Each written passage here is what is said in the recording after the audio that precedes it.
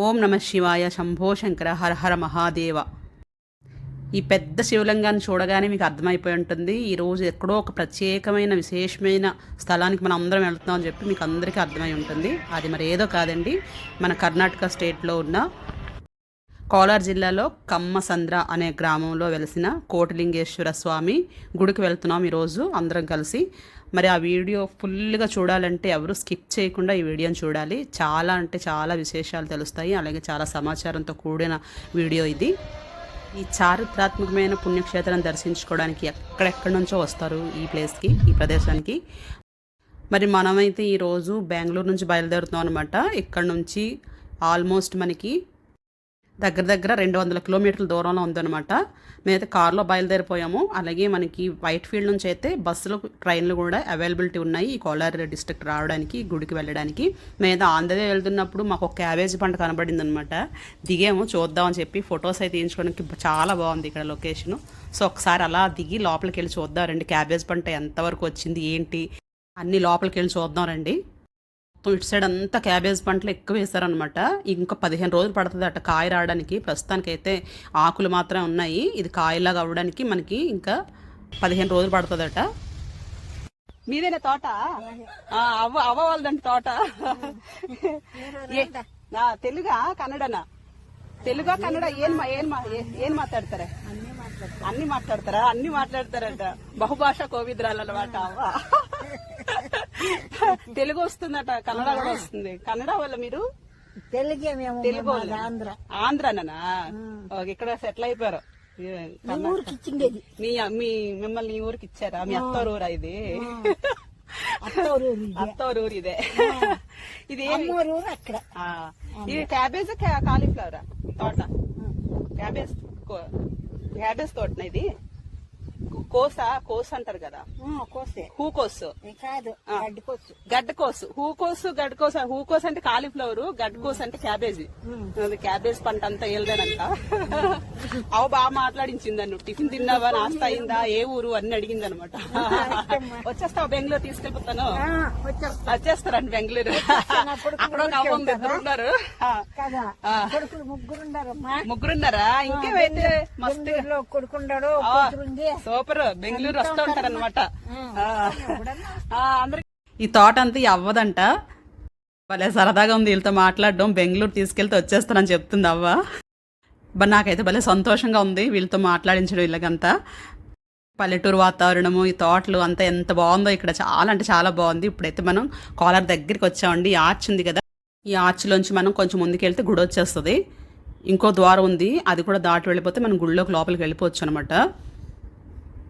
కోలార్ జిల్లాలో కమ్మసంద్ర అనే గ్రామంలో ఉందన్నమాట ఈ గుడి. చూడ అంత గ్రామం, ఇదంతా విలేజ్. మనకు బాగా రైతులు బాగా కనిపిస్తారు. మంచి పచ్చని వాతావరణం, చెట్లు, తోటలు అన్నీ చాలా బాగున్నది.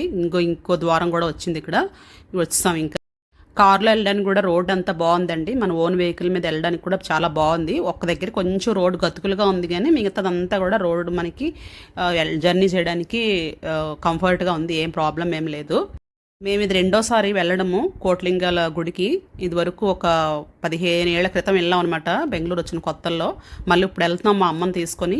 ఇప్పటికి ఏమేమి మార్పులు వచ్చాయో చూద్దాం. ఇప్పుడైతే మెయిన్ ద్వారం ఇదే. పైన చూసారు కదా, కోటిలింగేశ్వర స్వామి గుడి అని చెప్పి ఉంది దేవస్థానం. ఇప్పుడు లోపలికి వెళ్ళాం. ఇక్కడ కార్ పార్కింగ్కి మనం డబ్బులు పే చేయాలి, టికెట్ తీసుకుందాం. ఇక్కడ చెప్పాలంటే ఈరోజు అంత రష్గా ఉన్నట్టు అనిపించట్లేదు, కొంచెం తక్కువే కనబడుతున్నాయి కార్లు ఇక్కడ. దర్శనం కూడా వేగంగానే జరిగిపోతుంది మాకు. టికెట్ తీసేసుకున్నాము. ఇక్కడే అన్ని అమ్మేస్తున్నారు. పూజలకి ఏమైనా కావాలంటే కొనుక్కోవచ్చు, పూలు, పళ్ళు, కాయలు అన్నిని. ఇంకా అలా లోపలికి వెళ్ళిపోతే మన కారు అక్కడ పార్క్ చేయాలన్నమాట. పర్వాలేదు, కార్ పార్కింగ్కి పెద్ద ప్లేసే ఉంది, చాలా పెద్ద ప్లేస్ ఉంది. చూడండి, పక్కన ముందుకెళ్తే మనకి ఎడం పక్కన ఒక ఫ్లెక్సీ కనబడుతుంది చూడండి. అక్కడ ఎవరెవరు ఉంటారు చూడండి. మొత్తం తెలుగుదేశం నాయకులు అందరూ ఉన్నారు, పవన్ కళ్యాణ్ గారితో సహా. ఇది ఆల్మోస్ట్ ఏంటంటే ఆంధ్ర బార్డర్ లాగా అనమాట. ఇక్కడ తెలుగు అందరూ తెలుగు మాట్లాడతారు, కన్నడ ఏం మాట్లాడరు, అందరూ తెలుగే మాట్లాడతారు. కోలార్లో మాట్లాడేదంతా తెలుగు లాంగ్వేజే. ఇక మనం అయితే కార్ పార్కింగ్కి వచ్చేసాం ఇక్కడికి. లోపల చూసారు కదా ఎన్ని కార్లు ఉన్నాయో. అంటే ఇది చాలా తక్కువ అని చెప్పాలి. ఇంకా కార్తీక మాసం టైంలో కానీ శివరాత్రి టైంలో కానీ వస్తే ఫుల్ రష్ ఉంటుంది అనమాట. మనకి కార్ పార్కింగ్ ఇక్కడెక్కడ ప్లేస్ దొరకదు, ఈ నీడలో షెల్టర్లో ప్లేస్ దొరకదు, బయట పెట్టుకోవాలన్నమాట. బయట కూడా ప్లేస్ ఖాళీ ప్లేస్ ఉంటుంది, అక్కడ పెట్టుకోవచ్చు. చెప్పులు అయితే మేము ఇక్కడ వదిలేస్తున్నాం లోపల, చెప్పులు పెట్టుకునే ప్లేస్ ఇది. ఇక్కడ పెట్టేసిన తర్వాత మీరు పూజలకి కావాలంటే ఏమన్నా అభిషేకాలు అవి చేయించుకోవాలనుకుంటే ఇక్కడ మనకి అన్ని సెట్లు రెడీగా ఉంచుతారనమాట. దీపాలు అన్నీ కలిపి సెట్లాగా ఇచ్చేస్తారు, పువ్వులు కాయలు టెంకాయలు అన్నీను. ఇక అడుగుతున్నారు వీళ్ళు మమ్మల్ని తీసుకోండి అమ్మని.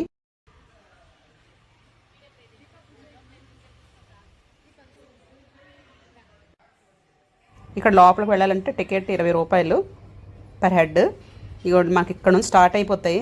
జస్ట్ ఇలా ఎంటర్ అవ్వగానే మనకి కోటిలింగాల నుంచి మనకి కోటిలింగాలు ఉంటాయని చెప్పాను కదా, 90 లక్షల పైచిలుకు అనమాట లింగాలు ఇక్కడ స్థాపించారు, ప్రతిష్ఠించారు.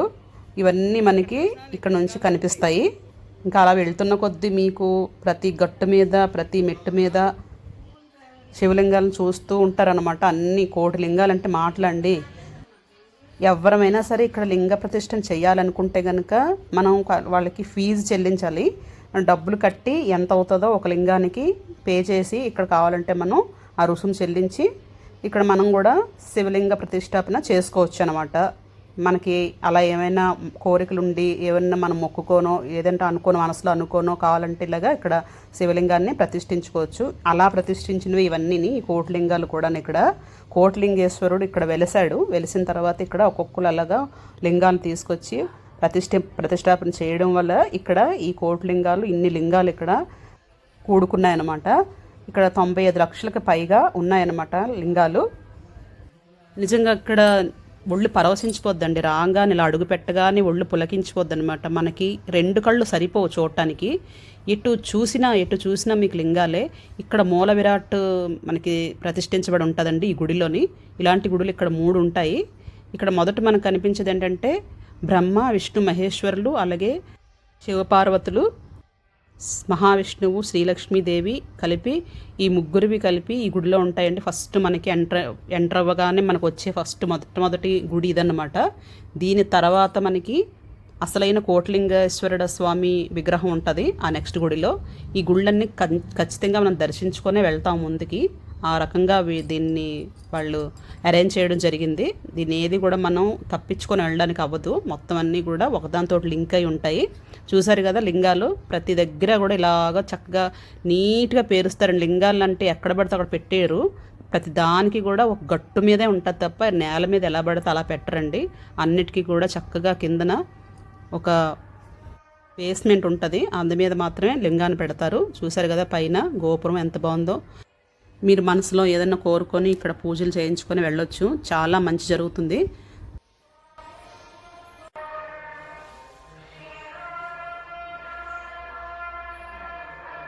పార్వతీదేవి ఎంత బాగా అలంకారం చేశారు చూసారు కదా. చాలా అన్ని బంతిపూలు ఎక్కువ వాడారండి అలంకారానికి. బంతిపూలు, గులాబీ పువ్వులు, అలాగే తులసి దళాలు ఎక్కువ వాడారు. వాసవి కన్యకా పరమేశ్వరి గుడి, అలాగే సంతోషమాత గుడి, ఇలా చాలా ఉన్నాయి లోపల. ఇక్కడ మనకి ఏంటంటే ఈ తాడు ఇస్తారు, పసుపు తాడు, కొమ్ము కట్టిన తాడు. మీరు మనసులో ఏదన్నా అనుకొని అక్కడ పూజారి గారు ధరిస్తే అది దేవుడు పాదాల దగ్గర పెట్టి మీకు ఇస్తారు.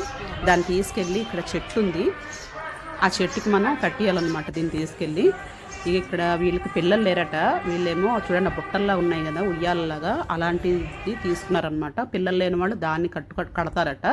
అలాంటి బుట్ట లాంటివి తీసుకొని మనసులో అనుకొని కడితే పిల్లలు కలుగుతారు, సంతాన భాగ్యం కలుగుతుందంట. పెళ్ళి కాని వాళ్ళకి కూడా ఆ ఎర్ర రంగు తాళ్ళు ఉన్నాయి కదా అవి ఇస్తారు. అవి కడితే పెళ్లి కాని వరకు పెళ్ళి అవుతుంది. ఇలా లేదంటే మీకు కుటుంబంలో ఎవరికైనా విద్య ఇలా ఏదన్నా జరగాలి, మంచి పిల్లలకి మంచి విద్య, ఉద్యోగం ఇలా ఏమన్నా ఉంటే మనసులో గట్టిగా కోరుకొని మనం ఇక్కడ ఆ తాడును కడితే అది సంకల్పించుకున్నది ఏదైతే కోరుకుందో జరుగుతుందని చెప్తారనమాట. అలా అందరి నమ్మకం అది.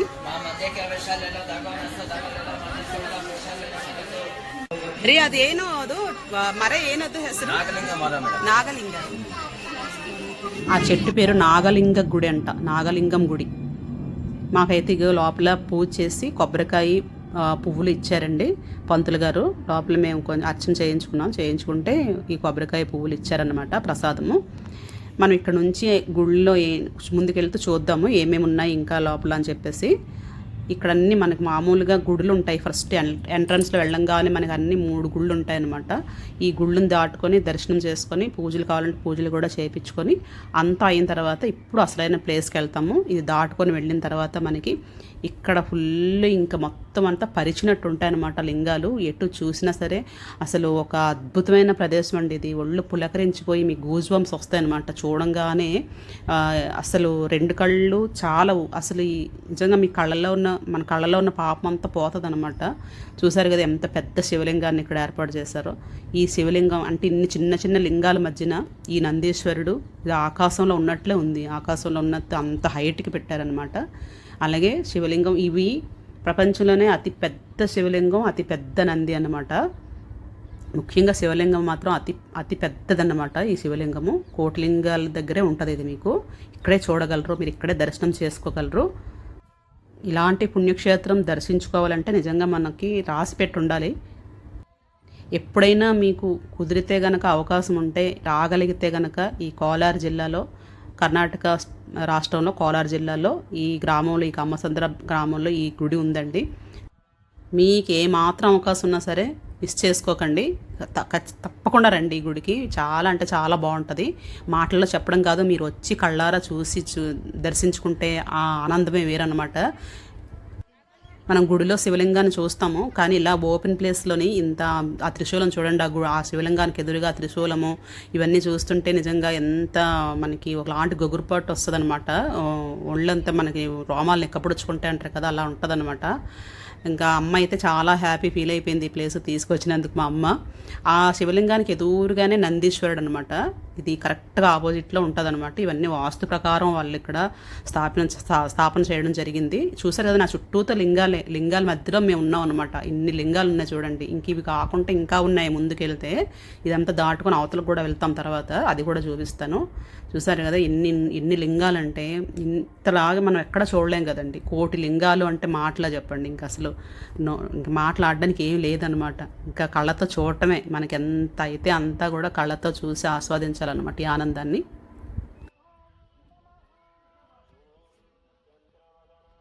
చెప్పాలంటే కర్ణాటకలో గుడులు చాలా మంచి మంచి గుళ్ళు ఉన్నాయండి. అంటే చాలా చెప్పుకోదగినటువంటి పుణ్యక్షేత్రాలు కానీ గుళ్ళు కానీ చాలా ఉన్నాయి. అందులో శివుడికి సంబంధించినవి అయితే చాలా ఉన్నాయన్నమాట. ఇంకా ధర్మస్థలం అది కూడా చాలా బాగుంటుంది.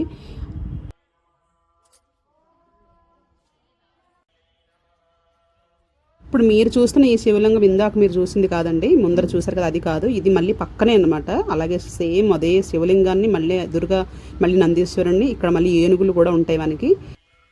ఇక్కడ మీరు ఇంకా చూడొచ్చు. ఇక్కడ కూడా ఇంకా శివలింగాలు అనమాట అలా వచ్చేస్తున్నాయి అనమాట. శివలింగాలు అలాగ ఒకటి రోజు రోజుకి అది పెరుగుతూనే ఉన్నాయి కదా, శివలింగాల సంఖ్య పెరుగుతుంది. అందువల్ల ఇక్కడ కూడా మళ్ళీ రీఅరేంజ్ చేశారనమాట. పక్కన కూడా ఇంకా మళ్ళీ శివలింగాన్ని స్థాపించి మళ్ళీ అలాగే త్రిశూలం ఎదురుగా పెట్టి మళ్ళీ అక్కడ ఇంకొక నందిని పెట్టారు. ఇలా మనకి 2 కనిపిస్తాయి ఇక్కడ. ఇది ఒక మహా అద్భుతం అన్నమాట. మాటల్లో ఏం చెప్పలేమండి, మహా అద్భుతం అంతే. అసలు ఆ రంగులు ఎంత బాగున్నాయంటే ఆ స్తంభాలకు వేసిన రంగులు చాలా అట్రాక్టింగ్ ఉన్నాయి. అలాగే ఇక్కడ ఫొటోస్ తీసుకోవడం కన్నా వీడియోలు తీసుకోవడానికి కూడా చాలా చాలా బాగుంది ప్లేస్. చాలా పెద్ద విశాలమైన ప్రాంగణం అన్నమాట ఇదంతాని. ఆ శంకరుడి దయ వల్ల ఈరోజు ఎండ కూడా చాలా తక్కువ ఉంది, తీవ్రత మామూలుగా ఉందన్నమాట. కొంచెం అలా క్లౌడీగా ఉంది. దానివల్ల మాకు అంత ఎండ దెబ్బ తగలలేదు. చాలా ప్రశాంతంగా అయింది లోపలంతా మాకు. ఈ టెంపుల్ టూర్ అంతా, కోటిలింగాల గుడి టెంపుల్ టూరు చాలా బాగా అయింది. దర్శనం అంతా చాలా బాగా అయింది. పూజలు బాగా అయ్యాయి. ఇప్పుడైతే మనకి ఇక్కడ షాపింగ్ ఏరియా అనమాట. ఈ షాపింగ్ కూడా చూసుకెళ్ళిపోదాం. ఏమేమి అమ్ముతారో ఏంటో, ఎంతో కొంత చిన్నవన్న కొనుక్కుందాము. నాకు చాలా సరదా ఇలాంటి గుళ్ళో కొనుక్కోవడం అంటే. మా అమ్మకి కానీ నాకు కానీ భలే సరదా అనమాట. ఏవో చిన్న చిన్న ఐటమ్స్ కొనుక్కుందాం అని చెప్పేసి ఇక్కడికి వచ్చాము.